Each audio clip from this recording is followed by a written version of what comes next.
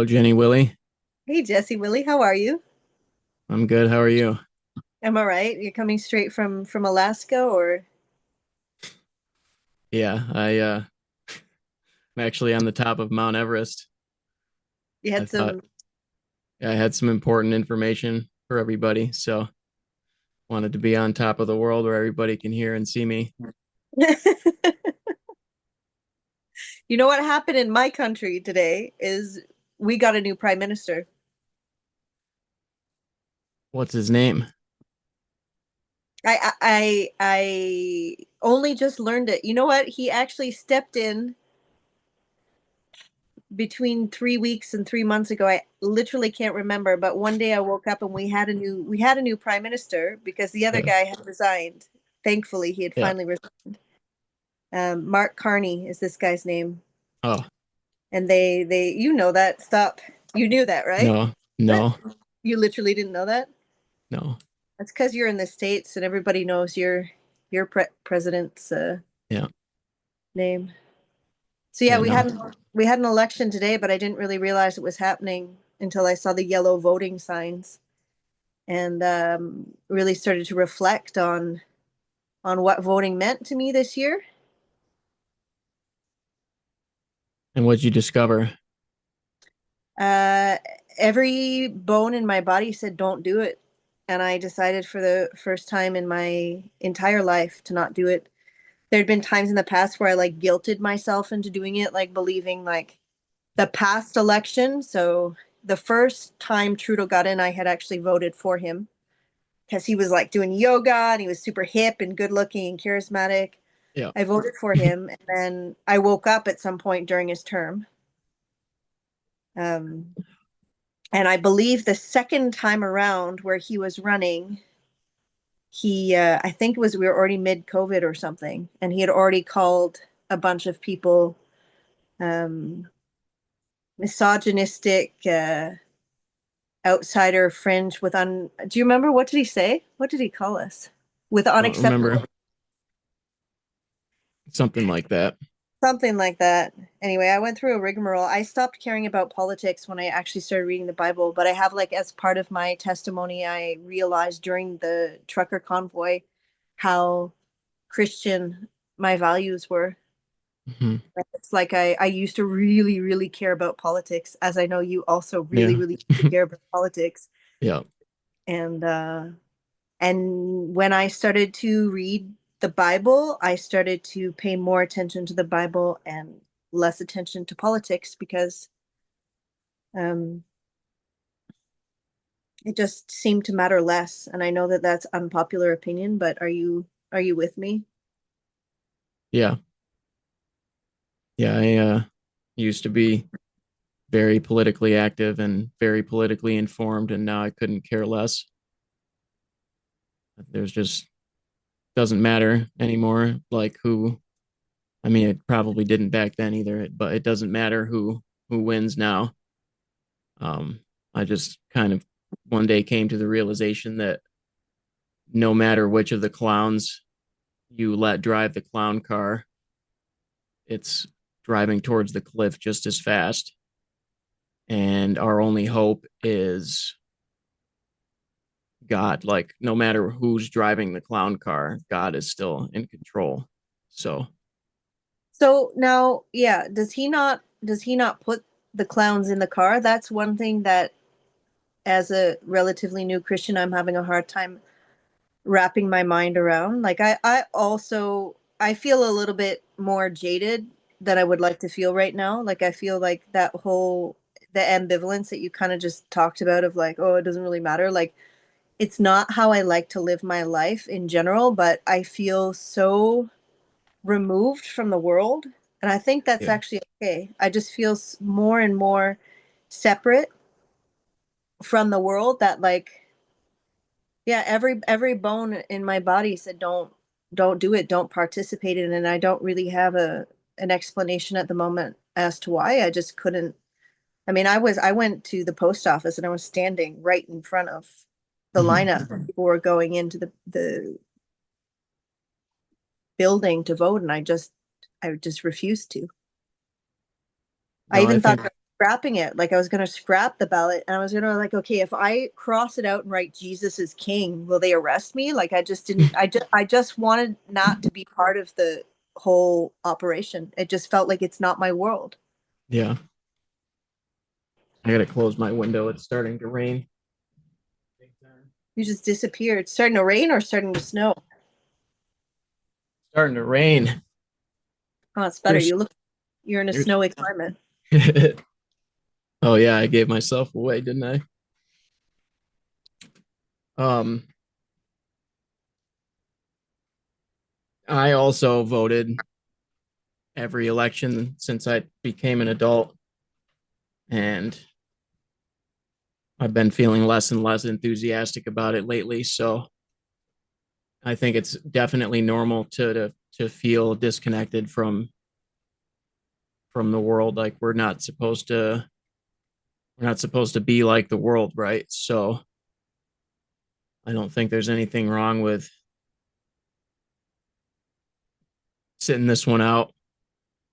But we're still in the world. That's the thing, is like, even though I'm usually late on my taxes, or like I experiment with not quite getting to it, like we're still in the world. We're still in Babylon. We still work jobs that give us cash money Yeah. or e-transfers or whatever. Like we're still kind of in it, but I just feel like I have one foot in and one foot out, and it sounds a bit loopy, and it sounds strange to say it, but especially when I'm in the city and I was walking, there's people and things, and like the other day when I whole story I told about the chemtrail, and like the people just like with masks on their face looking at the chemtrail with no idea what it is, and I feel like I'm on the outside, like I feel like I'm watching a movie when I go to the city Yep. or most public spaces.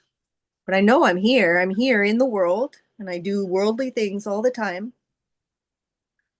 The term that the Bible uses is sojourners. So we're here for a short time, and then but this is not our home is basically what that term means for anybody that doesn't know. So we're unfortunately part of the world for the time being, but But it is our home. This is still the world we'll be in the end. We're not yeah, going to be sucked up into the air and live in the clouds. no, we're absolutely not. The the king is coming here with the castle. So So I I voted think for that's him. our That's who I voted for, because I honestly believe, I guess that's the point, is that it hit me hard, just kind of as you said. It's like he's literally our only hope, and it actually doesn't yeah, matter who's in office in your country or in my country. It's going in a very clear direction. I yep. don't think it matters who voted, if anyone voted. I think it was always going to go in the direction that it's going in, and we saw it. I was reflecting on how I used to be such an eager. We had a party here, I guess we still do technically, called the NDP, which was like a left wing party. I was just like so stoked and like such a pumped, like I would wear pins. I was super political. I wrote for a political magazine, and like it was super exciting. Before I knew God, politics were like my religion, and maybe that's still Yep. the case for people. Yeah, I think so. Is it possible to be into politics and like have a legit relationship with Jesus? Yeah, I think so. I mean, there's quite a few people that I see on Facebook, is yeah, even in our own Torah community, and they're somewhere between big fans of Donald Trump and convinced he's the Antichrist. So, I mean, those people probably know way, way more about politics The than we do. fans the fans of Trump are evangelicals. I've not seen a Yeah, single They're evangelical Christians who drank some kind of Kool-Aid thinking he's the Messiah. I've seen a few people in the Torah community that I don't know if they're like necessarily people that would or did vote for him, but they definitely have some kind of affinity for him. It's And so and People love or hate him. I'm so Yeah. absolutely ambivalent because again, he's just like I remember at the trucker convoy was really something, and I'm super. Did you get news of that? Because it seemed like they had blocked the news everywhere. It was Yeah. epic. It was amazing and beautiful, and it was where I discovered how Christian my values are. And the signs that people had, the I can't like against Trudeau, really graphic swear words against Trudeau that were hilarious at the time, rhyming with the word truck for the trucker convoy. Uh, even back then, I was thinking like, it's not even this dude. Like, it doesn't matter about this particular human being. Yeah. That's not important. It could be him or it could be him. Like they all are related to the World Economic Forum and they're all trickling down here. It doesn't matter what the person's face looks like. They're not really Yeah. making any decisions. They're just there. And then they've got the puppet master and then the guy on the other, he's team red and he's team blue and it's the same guy playing with the strings. Yeah. Yeah, Yeah. but then That. is the guy God is the point because I know that God is in charge here. I know that deep in my heart, even though I have moments of like, oh, what's going to happen? Yeah. I know that He has a plan. And I guess that's kind of what I wanted to pick your brain about is that I don't fully understand. Like, for people who believe that Trump got put in, the whole prophecy of like losing part of his ear, and there was this thing that I didn't follow well with what happened. Do you know what I'm talking about? There's a prophecy in the Bible about uh the man of sin suffering a mortal head wound or something like that. But the point is that it was a mortal head wound, and losing a piece of your ear is not a mortal head wound. And if I had $1 for every time I've seen some ridiculous connecting of dots that don't make any sense to say that this guy or that guy is the Antichrist, I wouldn't have to work anymore, you know? Like if you go on YouTube or on Google, you type But I thought any name in. the head wound was a good thing that made him look like a good guy, not the Antichrist. Unless there's another prophecy that I'm unaware Oh, I of, thought or people. Well, no, because not from the people were Bible, maybe. no. I don't know. No, no, people were like wearing like band-aids on their ears in homage to.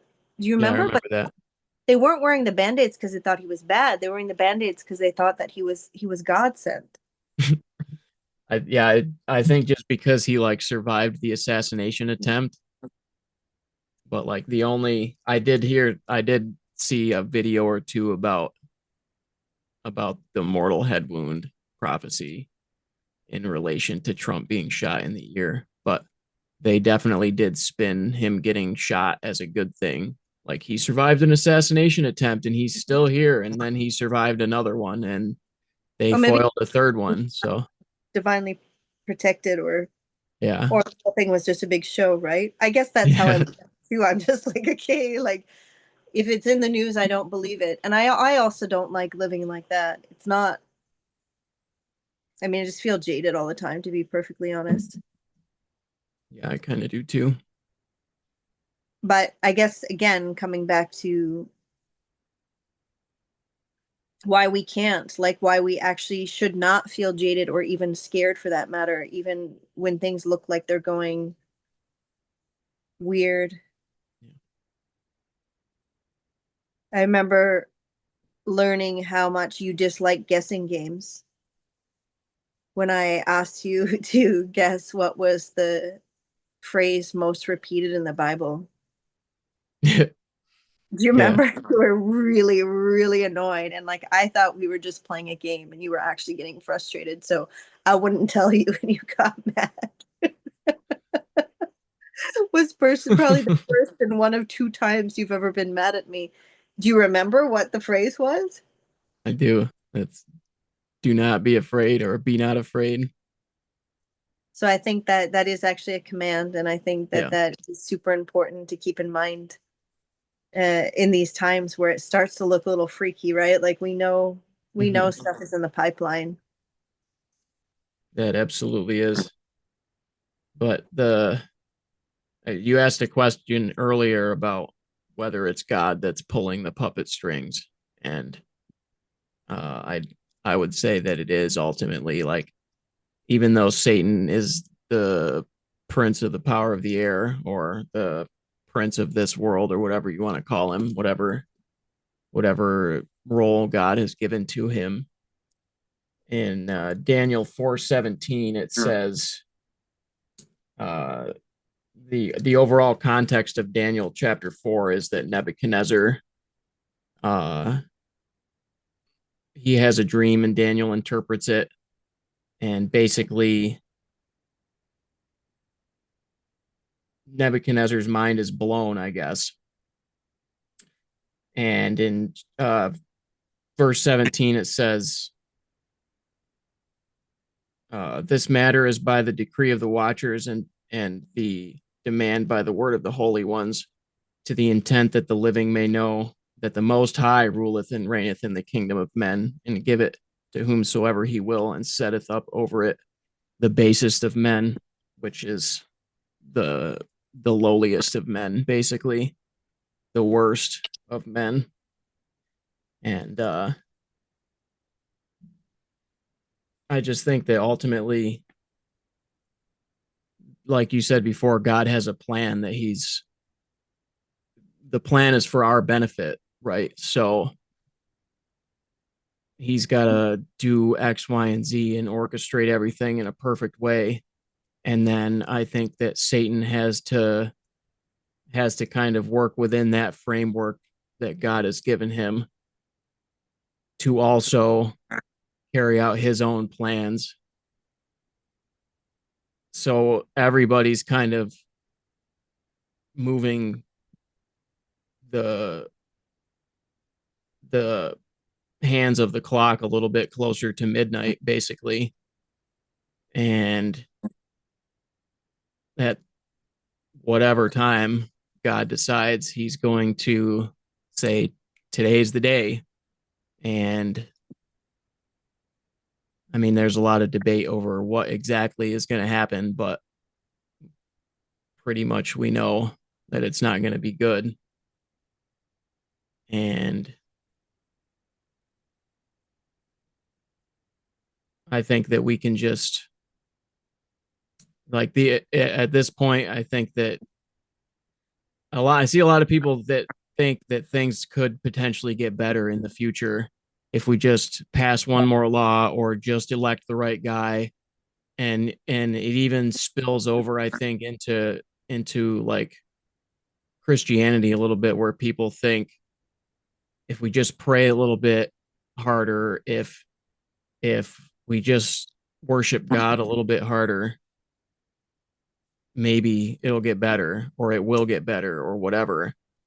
But I'm not even sure that that's true, because the pieces are already in place, and there's like a timetable. I think, like, there's only a certain number of generations or years or whatever that God is going to let these events go on. So I just think that, literally, like, we have things are so bad now. I can't. The Bible says that during the tribulation, it's going to be worse than any other time has ever been on since there have been people on the planet. And, like, people aren't being shot in the streets or anything like that, but we could wake up tomorrow and they could be. Like, things are, at any given moment, they're this close to being, open rebellion, World War III, no electrical grid anymore, the stock market crashes and everybody is broken homeless. Like, we're 24 hours away from any of those things happening at all times. And if we don't have some kind of hope, and I honestly don't know how people cope, like, if they don't Well, if they everything don't you know said is God. You said is terrifying just now. Like I kept thinking like Jesse, like stop, like Jesse, stop adding one more thing. But I was listening intently. But if you had told me, like I would have actual panic attacks during the trucker convoy time, like the COVID, all that time. I mean, because I didn't have any hope. I just knew what the agenda was for 2023, 2030. I guess it would have to be 2030. I knew what the agenda was, and I was scared of it because I didn't know how we were going to get out of it, and I Mhm. think I think the moral of the story is we're not going to get out of it. The No. moral of the story is we're going to live through what is there, and if we can't cling to our Messiah, we'll drown. Like Yeah. that's literally what we have. So like it sounds like, oh, part of me is like, oh gosh, that sounds so depressing, but it's actually not. Like I don't have those moments of being super afraid anymore because I know, for me, a big part of like starting on this path was realizing how little is actually in my control and in my hands. And like,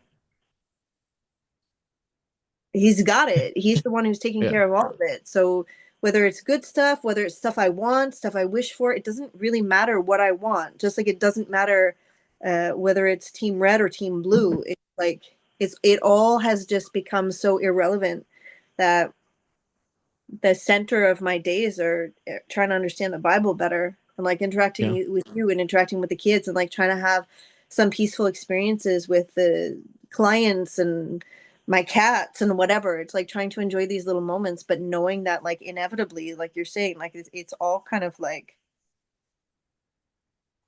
gosh, it almost none of it really matters aside from that. No, I guess it really doesn't.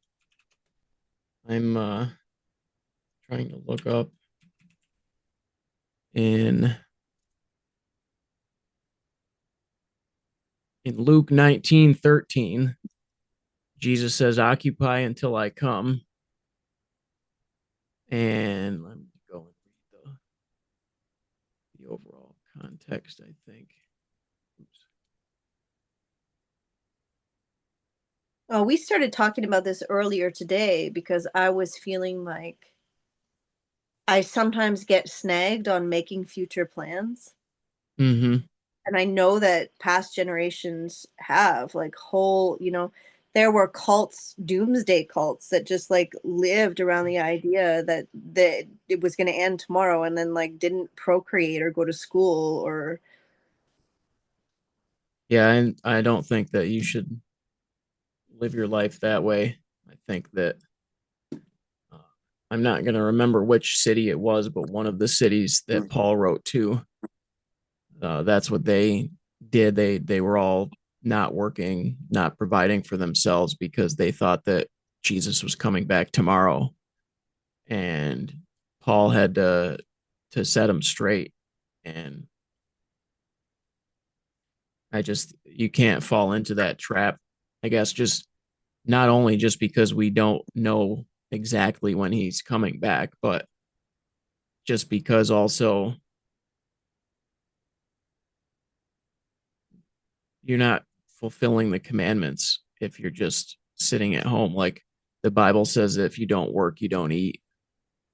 I don't think that's a commandment from God, but like Paul told uh somebody in one of his epistles, like if you don't work, then you shouldn't eat either. Like you're supposed to contribute to society and you're supposed to contribute to the overall well-being of yourself and your family and your community. You're not just supposed to sit at home and do nothing because you think Christ is coming back tomorrow. but see, that's the other part, and this is something else we were talking about today. That's the other part of all of it. If like you think that he's coming back tomorrow and you're going to join him in the clouds, like that's the other thing that's on my mind is believing that. Like I joked in my testimony saying that's why I was tricked into giving my life to Jesus because I was told I was going to get taken out of here for all the bad stuff. Yeah. And then I realized that wasn't actually in the Bible. And like the comfort that I see that people cling to it because it's really a very comforting thing. But Yeah. but we can't expect him to come back tomorrow because there's so many bad things that have to happen before he comes back. Yeah. And like we're told that this is going to be a real depressing video for people who don't know this stuff. Sorry. We're told we're supposed to persist till the end, right? Like Yeah. till the end of what? Not till the end of today where that image you said of people being shot in the street, like that's really scary, but like what about being Yeah. beheaded in his name? What Yeah. about actually being persecuted? There's no persecution happening in North America right now. No. Could there be? Like we didn't talk about the Noahide laws and all that stuff that could be around the corner. I don't know. Yeah, there absolutely could be at any time, but right now there isn't. And the in Revelation it says that the beast comes to make war with the remnant of the seed of the woman, which is the saints, obviously, and that he will prevail against them. And Christ said that unless these days were shortened, there should be no flesh left alive, but for the elect's sake, the days shall be shortened. So basically, I think what is going to happen is that the beast is going to make war against those who do the commandments and have the testimony of Christ. And he's going to pretty much have his way with the whole planet for a period of time. And then at a certain point, after however many 1260 days or whatever the Bible says, uh Christ is going to come with his army and put a stop to it. But I think that it's all A, all part of the plan, and B, I think that it's all part of the refining process. I mean, that sounds kind of extreme, but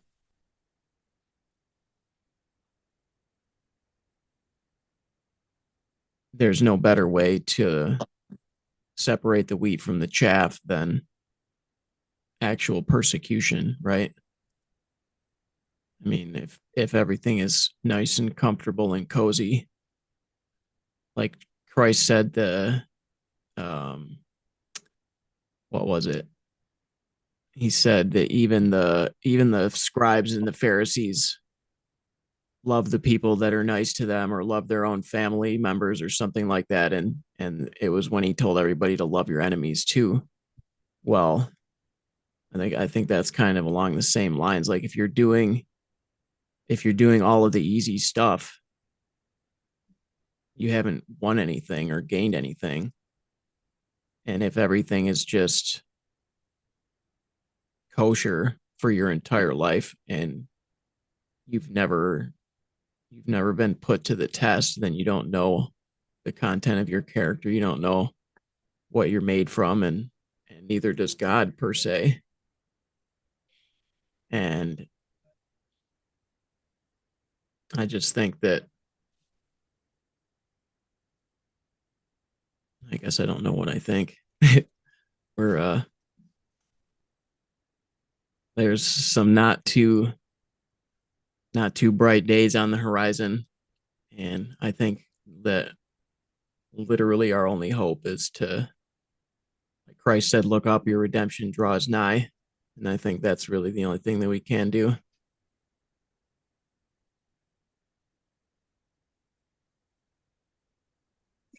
He promised that he would never leave us or forsake us.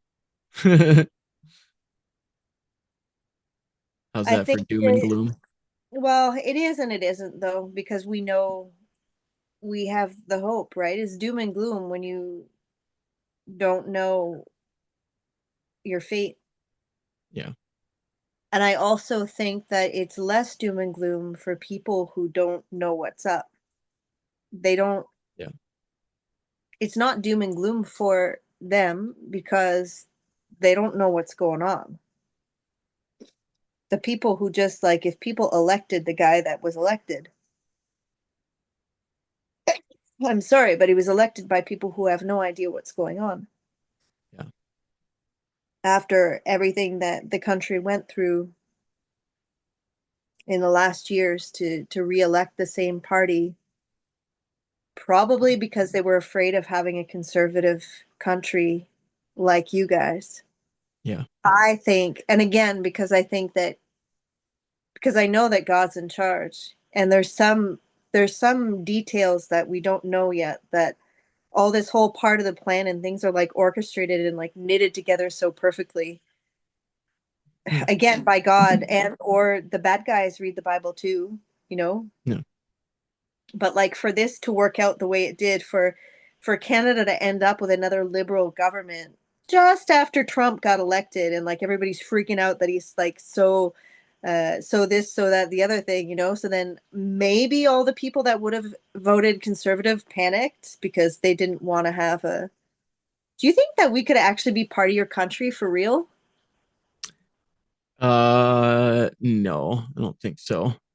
Because that seems to be a thing that came up with this election. Again, I get my news from memes. I think you do too. We just read the Yeah. Bible and memes. Yeah. Yeah, that's okay. And most of the memes are about the Bible too. Yeah, that's it. But I guess that's it. I guess that's the best we can do, is to enjoy, really enjoy the time that we can, where 98.9% of our focus is on God Yeah. and trying to get to know Jesus better and trying to understand all of that, and to kind of have the tunnel vision Hmm. and to not get too distracted by all the other stuff, including the politics. Like, I guess that's it. It's just distraction. Yeah. Whether it's Trump or Trudeau or Carney or whoever, it's all just distraction, and that we have to 1000% stay focused at any given moment with our oil lamps filled. Yeah, we definitely got to keep those lamps filled. And I think that people earlier you said something about people not knowing what's going on, and that's why they part of the reason why they have hope, I think is what you said, is because they don't know that there is no hope. And if you don't know God and you don't know the plan and you don't know if you don't know who wins at the end, then I can see like if you just vote for this guy, maybe things will get better. If you just pass this law, maybe things will get better. And it just becomes a vicious cycle.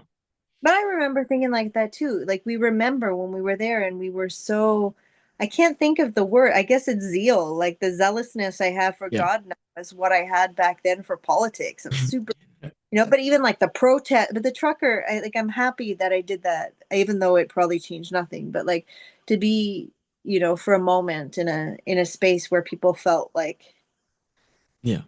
I don't know, I guess that was an illusion too, though. Nothing changed. No one went to prison. Nobody was accountable for anything. Yeah. And a bunch of you guys got your bank accounts frozen and your personal information leaked by the government. So But somebody said something, I can't remember, something on Facebook today about communism, and I spoke to many Polish people, or like there were a number of truckers.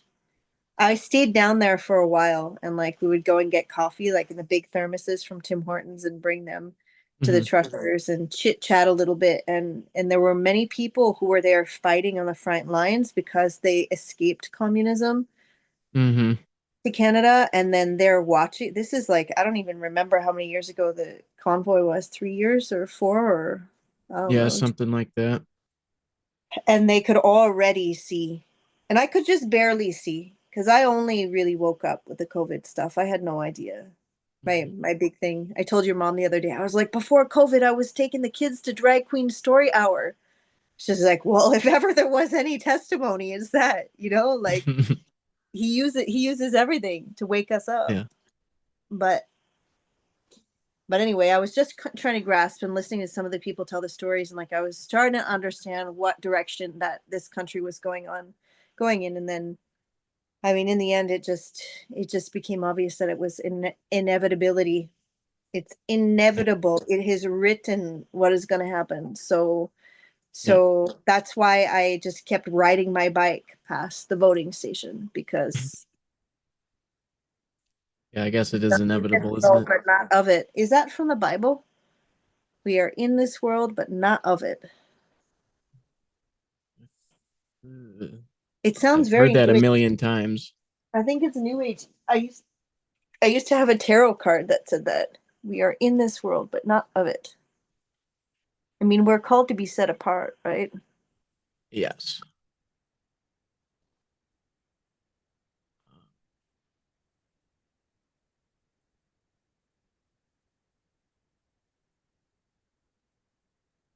Peculiar. I don't think that. To be in this world, but not of it. No, it sounds very new agey. Yeah, I don't think it's from the Bible. But Can't find it. I think it still rings true somewhere on that. Like we're here. Yeah. Well, you said it. We're sojourners. Like Yeah. And you're not get of to, this world. we get to go to our true home soon, TM, and we Yeah, get but to after a bunch of bad things happen. Mhm. Well, we might be surprised because Jesus said to pray always that we may be accounted worthy to escape these things that are coming and to stand before the Son of Man. So, and there's a verse in the Psalms somewhere about being hidden in the secret place of God until the indignation passes over. So, We're also told we're going to escape his wrath, right? Like yeah, I don't believe in being raptured before the tribulation. We're told to no, endure it to the end, but I don't know. I guess we'll see. yeah, yeah. I don't want to say that there's going to be no supernatural protection for anybody, but I just like the Bible says more often that we're going to suffer persecution and tribulation, and that the beast will prevail against the saints way more times than it hints at the fact that there might be some kind of escape for some or all people. But So some people think that we've got hundreds of years though. yeah, and I mean maybe we do. I'm sure that in 1900 they had no idea that we would make it to the year 2025. Yeah, and you were just talking about Paul talking to whoever he was talking to. They thought it was around the corner too, right? Hey, Yeah. and then we have people who think that it already happened. So if it already happened, we really don't have anything to worry about, right? Yeah, I guess not. We also probably have zero hope too. Like, what is anybody even waiting for? Yeah. I mean if it did already happen and like we're in the little season right now, I don't think it really changes anything because as long as as long as we still have our faith in Christ, like I don't know what those people think, like where they think Jesus is right now or what he's waiting for, but presumably things are still the same. Like if you choose Christ, he's still going to come back and save you presumably. So I'm not sure what that all changes. But Maybe nothing. Maybe it's just yeah, a fun thing to talk about. yeah. That's I'm pretty convinced that that's all that it is. But I I guess